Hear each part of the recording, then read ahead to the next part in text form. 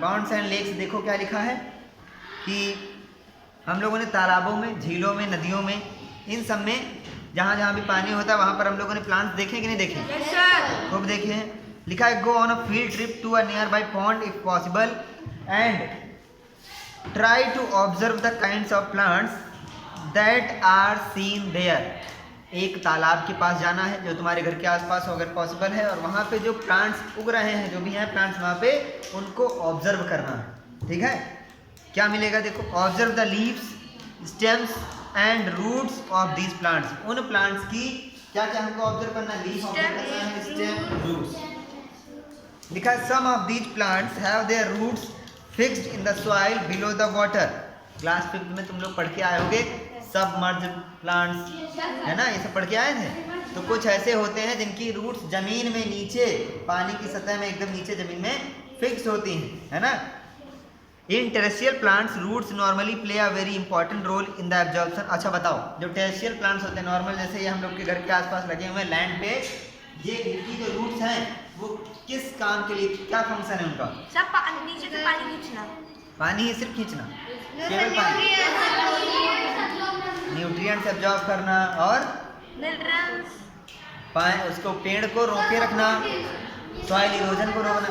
जब देखो, अगर तुमने पहले कायदे से समझा हुआ है, तुमसे एक इस तरीके का क्वेश्चन पूछा है, तुम्हारे पास 10 जवाब होंगे उसके, लेकिन जब तुमने सही से नहीं पढ़ा है तो सोचते रह जाओगे। रूट्स का फंक्शन क्या है पूछा जाए तो तुम 10 जवाब नहीं दे पा रहे हो कि वो न्यूट्रिएंट्स एब्जॉर्ब करता है, वाटर एब्जॉर्ब करता है, पेड़ को बांधे रखता है, सॉइल इरोजन को रोकता है। तो जल्दी जल्दी बोल डालो आंसर सारे, लेकिन पढ़ोगे नहीं तो कहाँ से आंसर आ जाएंगे।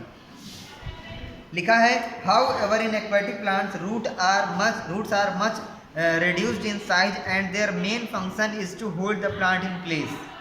समझ रहे हो कि नहीं? yes, यानी कि एक्वेटिक प्लांट्स में जो पानी के अंदर प्लांट्स पाए जाएंगे या पानी में पाए जाएंगे, उनमें रूट्स का काम दूसरा हो जाता है। क्या? उनका ज़्यादातर काम, मतलब मेन उनका जो फंक्शन है वो ये होगा कि प्लांट को रोके रखना ताकि वो पानी के साथ बह न जाए। समझ रहे हो? उसमें सॉइल इरोजन का कोई मतलब होगा? होगा क्यों नहीं, पानी के साथ मिट्टी बहेगी नहीं उसमें। yes, तो फिर होगा वो भी, लेकिन मेन फंक्शन उन्होंने क्या बताया है कि पानी के साथ वो पौधा ना बह जाए। समझ रहे हो कि नहीं? yes. आगे लिखा था stem of these plants are long, hollow and light. यानी कि पानी में पाए जाने वाले पौधों के जो स्टेम होते हैं वो लंबे होते हैं, नैरो मतलब एकदम सकरे होते हैं, हॉलो मतलब अंदर से खोखले होते हैं, लाइट मतलब हल्के, वो लाइट रोशनी वाली लाइट नहीं, हल्के। इनमें कुछ पौधों में नैरो और थिन रिबन लाइक, रिबन जानते हो वो जो जैसे नया कोई जो उद्घाटन होता है काटते हैं रिबन, उस तरीके की इनकी पत्तियां होती हैं। और these can bend in the flowering water in some submerged plants leaves are often highly divided through which the water can easily flow without damaging them। अच्छा, ये बात एक जरूरी है, जैसे पत्तियां कई सारी होती हैं, वो एक के ऊपर एक चिपकी रहती हैं। तो इन्होंने कहा है एक्वेटिक प्लांट्स में जो अलग अलग पत्तियां पाई जाती हैं उनके बीच में जगह होती है, वो एक दूसरे से चिपकी नहीं होती हैं। अगर वो चिपकी होंगी तो क्या दिक्कत है बताओ? अगर वो चिपकी होंगी आपस में तो एक बड़ी छोटी छोटी पत्तियां अगर चिपकी हैं तो बड़ा पत्ता नहीं बन जाएगा? तो पानी को रोकेंगे कि नहीं रोकेंगे? मान लो कि एक छोटी सी नदी है, उसमें एक पौधा लगा हुआ है, इमेजिन करो ऐसा, ये है एक नदी, ठीक, इसमें एक यहाँ पे पौधा ऐसे लगा हुआ है, ठीक, ये ऊपर की तरफ गया है, इसके नीचे जड़ें हैं, ठीक, रुक भी गया, और ये पानी पूरा ऐसे बह रहा है, ठीक है, दिख रहा है पानी बहते हुए? दिख रहा है? यस सर, इमेजिन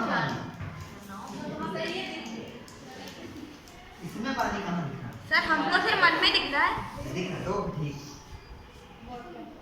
हाँ, ये पानी बह रहा है और ये यहाँ पे एक पौधा लगा, इसमें 1 पत्ती, 2 पत्ती, 3 पत्ती, 4 पत्ती, 5 पत्ती है पत्ती। अरे सर बिल्कुल बेहतरीन बोल रहे हैं तो हमारी बात हाँ, आर्ट नहीं होती, साइंस में आर्ट का मतलब नहीं होता। ये है ठीक। अब अगर ये पत्तियां सब आपस में चिपक जाएं ऐसे, ठीक, यहाँ पे पत्तियों का ऐसे ढेर बना हुआ, जब ये पानी इधर से बहेगा तो इन ढेर पे पड़ेगा तो ये ऐसे बहेगा कि नहीं बहेगा? लेकिन अगर इन पत्तियों के बीच में गैप कर दिया जाए तो पानी के बीच से निकल जाएगा कि नहीं? Yes sir. बस यही तो बोला, आगे लिखा है, अब ये हो गया प्लांट्स के बारे में। अब आते हैं कुछ एनिमल्स जो पानी में रहते हैं। लिखा है frogs usually live in pond. मेढक ज्यादातर कहाँ रहते हैं? पॉन्ड में। अच्छा तुम बताओ पॉन्ड में क्या होता है? तालाब। तालाब। Frogs can stay both inside the water as well as move on land. Frog पानी में भी रह सकते हैं और जमीन पे भी रह सकते हैं। They have strong back legs and help them in leaping and catching there pray. They have webbed feet which help them swim in water. इनके जो पिछले पैर होते हैं मेढक के काफ़ी लंबे और मजबूत होते हैं। मेढक, तुमने पानी वाला मेढक देखा, येलो कलर वाला, कितनी लंबी छलांग मारता है? नहीं देखा है? जो नॉर्मल तुम्हारे घर में ग्रीन कलर का ब्राउन कलर का होता है वो तो छोटी छलांग मारता है, लेकिन जो पानी में पाया जाता है येलो कलर वाला वो बहुत लंबी छलांग मारता है। देखा है? तो उसके जो पिछली टांगे हैं, पिछले वाले, आप बताओ पिछली टांगों को क्या बोलते हैं? 4 लिम्स या हाइंड लिम्स? हाइंड लिम्स बोलते हैं। बताया था आगे वाला 4 हेड होता है, तो 4 हेड आगे होता है, तो हाइंड लिम्स पीछे वाले बोलेंगे। अभी कुछ ही दिन पढ़ाया पहले, खा गए सब।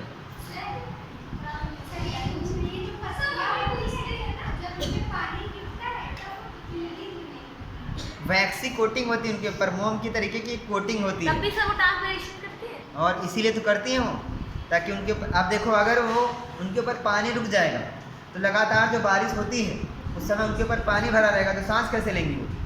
तो जो बारिश के बाद सारे पौधे मर गए, क्यों? क्योंकि उनको सांस नहीं मिल रही थी। हो सकता है ऐसा। जैसे जो बिजली के खंभे होते हैं उनमें देखो चीनी की एक वो लगी रहती है, यानी कि खंभा, और खंभे में लोहा से जुड़ा होगा, उस लोहे के बाद जो तार जो आता है बिजली वाला वो डायरेक्ट नहीं जुड़ा होता, बीच में एक चीनी लगी रहती है। क्यों? क्योंकि अगर उस तार को डायरेक्ट उस खंभे के लोहे में जोड़ दिया जाए तो जब बारिश होगी पूरा खंभा गीला हुआ है और उस तार में करंट जा रही, पूरा खंभा गीला, जमीन गीली, जमीन पे जाने वाले लोग जा रहे हैं। इस खंभे से करंट उतरी और आदमी जो टहलते हुए जा रहा है उसको मिला मजा। और सर तार के पास आ गया, वो कहेगा हमने तो कुछ किया ही नहीं, हम तो जा रहे थे। समझ रहे हैं? इसीलिए वहाँ पे एक चीनी का लगा देते, वो ऐसा होता है, उस पर पानी डालोगे 1 सेकंड के लिए भी नहीं रुकता है, चाहे इतनी तेज बारिश हो, उस पर करंट उसके अंदर ट्रैवल नहीं करेगी। समझ में आया? हम क्या बता रहे थे कि जो मेढक होते हैं उनके जो पिछले पैर होते हैं वो ज़्यादा मजबूत और ज़्यादा लंबे होते हैं, ताकि वो लंबी छलांग लगा सकें, दूर तक जा सकें जब वो ज़मीन पर हो।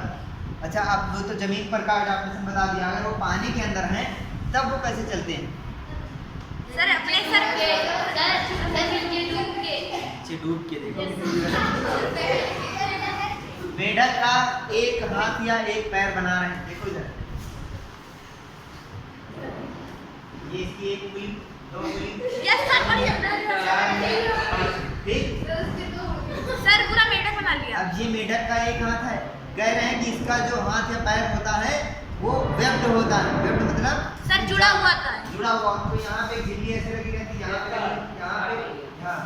इससे क्या होता है? वो आसानी से पानी में तैर पाता है। यानी कि जैसे हम लोग का हाथ है तो यहाँ पर इसमें यहाँ तक भी जाली लगी होगी ऐसे, ताकि पानी में ऐसे तैर सके। समझ में आया?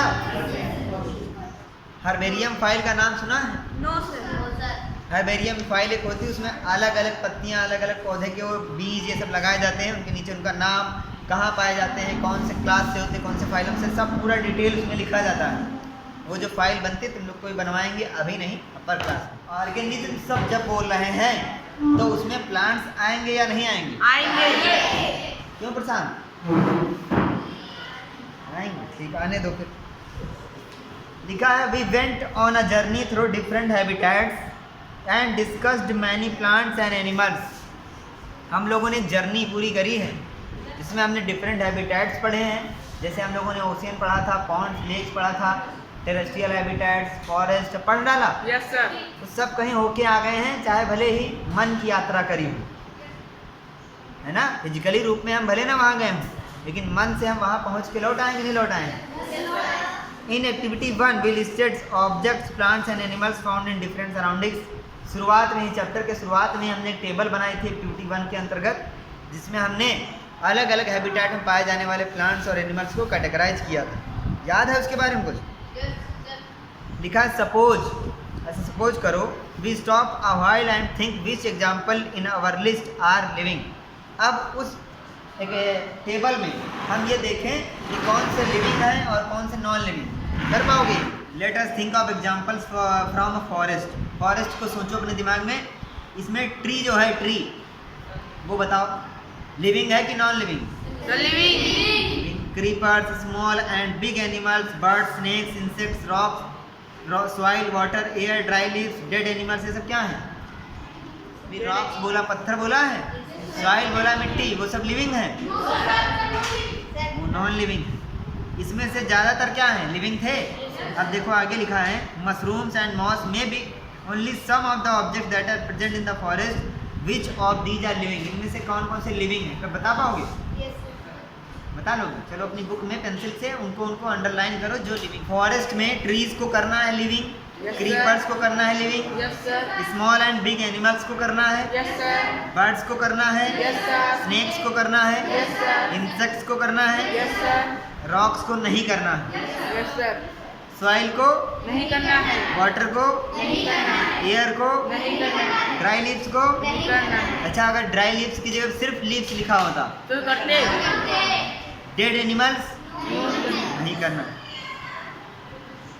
मशरूम्स को करना है, लिविंग, एंड मॉस इसको भी करना है, ठीक।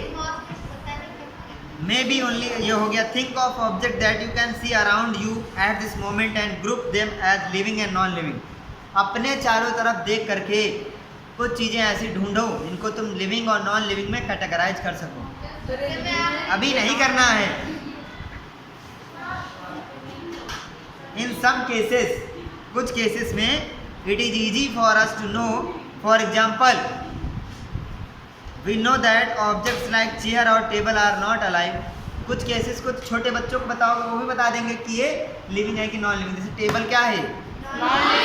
नॉन, सब बता देंगे। पहली was reading this rhyme for complete nonsense written by Edward लियर।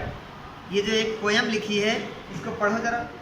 आगे Paheli and Boojho found the poem very funny. Paheli और बूझो को ये पोयम बहुत फनी लगी। फनी नहीं जानते हो? Because they knew that a chair और a table is not alive and it can not talk और वॉक। क्योंकि उनको पता है कि एक चेयर और टेबल कभी आपस में बात नहीं कर सकते। लेकिन पहली और बूझो गलत है। चेयर और टेबल आपस में बात करते हैं, करते हैं कि नहीं करते हैं? कितने लोग कहने बात करते हैं? टेबल देखो, टेबल की भी अपनी आवाज़ होती है। ये देखो ऐसे हिला के, ये टेबल ने डांटा। चेयर, टेबल, स्टोन और a coin are not alive. Similarly we do not know that we are alive.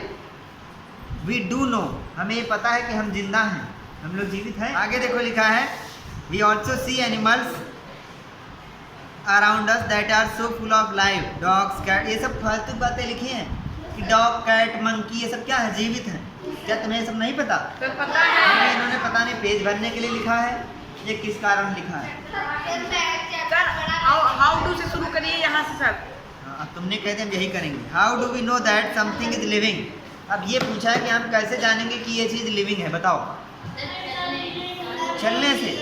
हम बता, सुनो देखो, हमने बताया है कि प्लांट्स लिविंग होते हैं लेकिन वो मूव नहीं करते हैं कुत्ते और पिजन की तरीके से।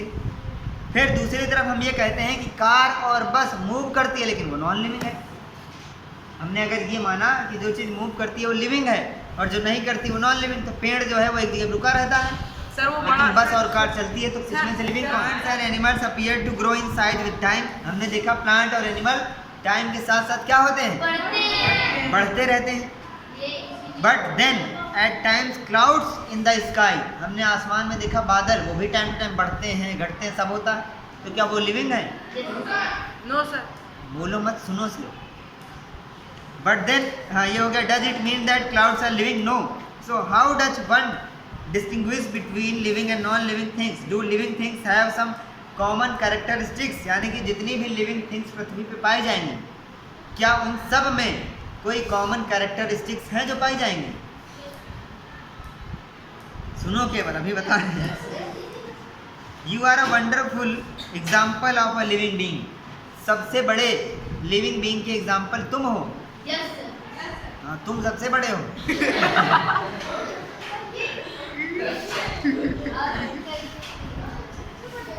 What characteristics do you have which make you different from a non-living thing? तुम में ऐसी कौन सी कैरेक्टरिस्टिक्स हैं जो तुमको एक नॉन लिविंग से अलग करती हैं? अभी बता रहे हैं, देखो इनमें से कुछ को तुम्हें अपनी नोटबुक पर लिखना है, ठीक है, और याद करना है। अब जो लिस्ट तुमने बनाई उस लिस्ट में तुमको देखना है कि वो एनिमल और प्लांट दोनों में है या सिर्फ प्लांट में है या सिर्फ एनिमल में है। तो एक एक करके कुछ कैरेक्टरिस्टिक्स के बारे में पढ़ेंगे। नंबर 1 है, देखो, do all organisms need food? क्या जितने भी ऑर्गेनिजम्स होते हैं उन सबको फूड की ज़रूरत होती है? अब जवाब दो हाँ या ना में। Yes yes sir. सब लोग बताओ, क्या जितने भी ऑर्गेनिजम्स होंगे उन सबको फूड की ज़रूरत होती है? Yes sir. देखते हैं अभी आगे आंसर लिखा है in chapter 1 and 2 we learn that all living things need food and how essential it is to animals and to us. यानी कि पृथ्वी पे पाए जाने वाले सभी प्लांट्स और एनिमल्स को फूड की ज़रूरत पड़ती है। हमने चैप्टर 1 और 2 में पढ़ा था। चैप्टर 1 क्या था हमारा? Sir food where does to where does it come from? Second sir ये लोग देख रहे हैं सर ये लोग देख रहे हैं, बगैर देख के बताया। सेकंड चैप्टर कौन सा है? Sir component of food. पहला था food where does it come from, पहला था कि फूड कहाँ से आता है, दूसरा फूड के कंपोनेंट। इन दोनों चैप्टर में हमने ये पढ़ा था कि जितने भी लिविंग थिंग्स होते हैं, प्लांट्स और एनिमल्स, हम सबको फूड की जरूरत पड़ती है ना। और प्लांट्स अपना फूड खुद बना लेते हैं, प्रोसेस होती है, उस प्रोसेस का नाम बताया था हमने कुछ।